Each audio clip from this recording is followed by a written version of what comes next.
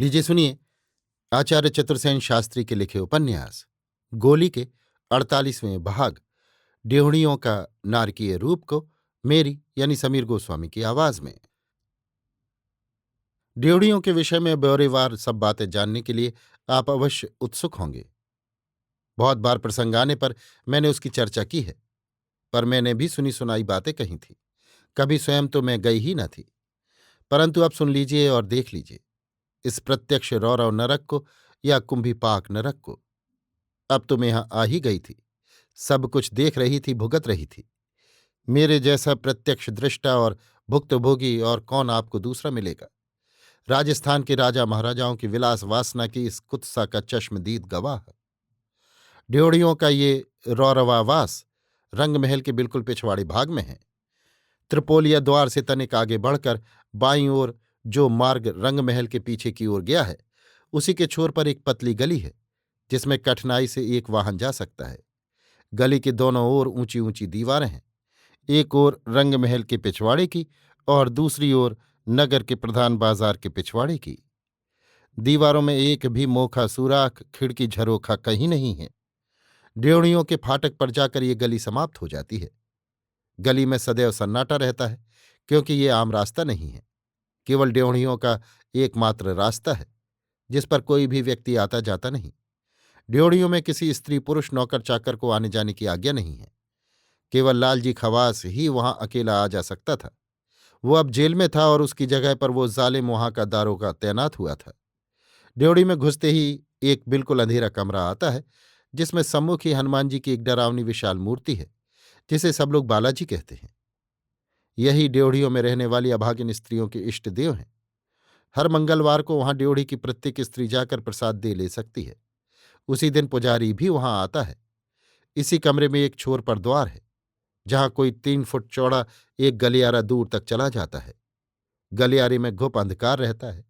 बिना मशाल या लालटेन लिए चलना वहां असंभव है। गलियारे की छत कहीं कहीं सिर को छू जाती है। गलियारे के दोनों ओर पत्थर की दीवारें फाटक हैं जिसमें कहीं कोई मोखा खिड़की नहीं है। उसके छोर पर एक फाटक के बाहर एक खुला चौक है जिसके चारों ओर छोटी छोटी कोठरियां बनी हैं। कोठरियां प्रायः 10-12 फुट लंबी चौड़ी हैं। आप समझते होंगे ये रंग महल है। इसमें महाराजा धीराज की रखेलने रहती हैं। इसमें बड़े ठाट बाट साज श्रृंगार के सामान होंगे, फर्नीचर होगा, बिजली का प्रकाश होगा, अन्य विलास के साधन होंगे। परंतु इन बातों का तो वहां नामो निशान भी नहीं है। कोठरियों में दरवाजे या किवाड़ नहीं है। इस संबंध में ड्योढ़ियों में कठोर शासन है। कोठरियों में कोई फर्नीचर, मेज कुर्सी भी नहीं है, चारपाइयां भी नहीं है। प्रत्येक स्त्री को भूमि पर पथारी बिछाकर सोना होता है। उसे खाना पकाने खाने के बर्तन पीतल के मिलते हैं। प्रत्येक को 5 बर्तन उसके प्रवेश काल में दिए जाते हैं। उन्हीं में उसका खाना पीना रसोई सब चलता है। ड्योढ़ियों के कोठार से सबको पेटिया मिलता है। पेटिये का मतलब पेट के गढ़े को भरने के लिए आटा, दाल, चावल, तरकारी, नमक, मिर्च, गुड़ और लकड़ी है। सब चीजों की बंधी मात्रा है। प्रायः सभी जिन्स घटिया और निकम्मी होती हैं। बहुतों के लिए नाकाफी होती हैं। पेटियां एक ही समय मिलता है, उसी को दोनों समय पकाना खाना पड़ता है। प्रत्येक स्त्री को अपना खाना पृथक पकाना पड़ता है। कोई कोई मिलजुल कर भी बना लेती हैं। नाम के लिए घी भी मिलता है जिससे दाल भात बघार दिया जा सके। पथारी से नारियल का एक गद्दा, एक कंबल, 2 चादरें, एक तकिया हर औरत को आते ही मिलता है। जो अपना बिस्तर लाती हैं वे उसी का प्रयोग कर सकती हैं। साल में 2 साधारण सफेद सूती धोतियां और 2 जंपर मिलते हैं।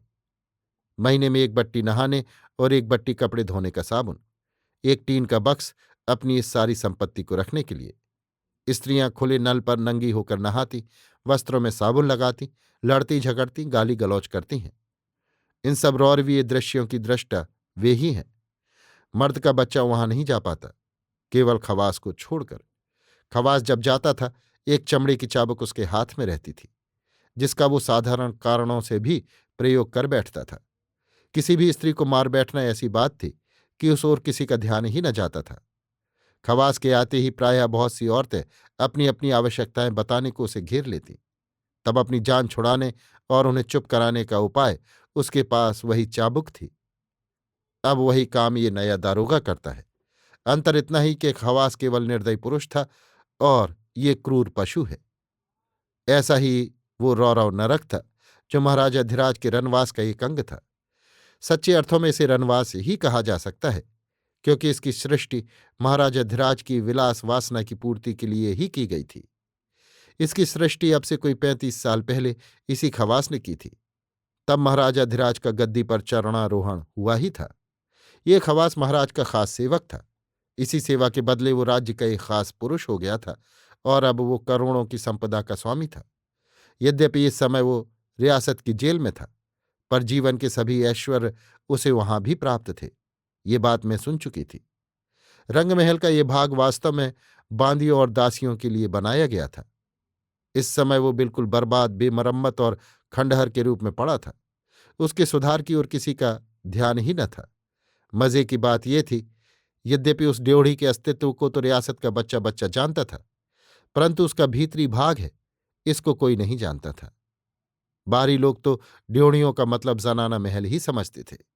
जिस प्रकार यहां पानी का प्रबंध यथेष्ट न था, उसी भांति रोशनी का भी कुछ प्रबंध न था। औरतें लालटेन जलाती थीं, कुछ की कोठरियों में मिट्टी के तेल की ढिबरियां जलती थीं, पर बहुत के यहां तो सूर्य छिपने के बाद घोर अंधकार ही रहता। कुछ भली मानस पढ़ी लिखी और सचरित्रा स्त्रियां भी यहां थीं, जो भाग्य दोष से यहां आ गई थीं।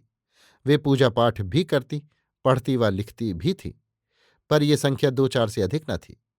फिर भी उनका धैर्य सराहनीय था। वे एक निरीह विधवा की भांति, या कहिए भिक्षुणियों की भांति, अपना काल यापन करती थीं। अभी आप सुन रहे थे आचार्य चतुर्सेन शास्त्री के लिखे उपन्यास गोली के 48वें भाग ड्योढ़ियों का नारकीय रूप को मेरी यानी समीर गोस्वामी की आवाज में।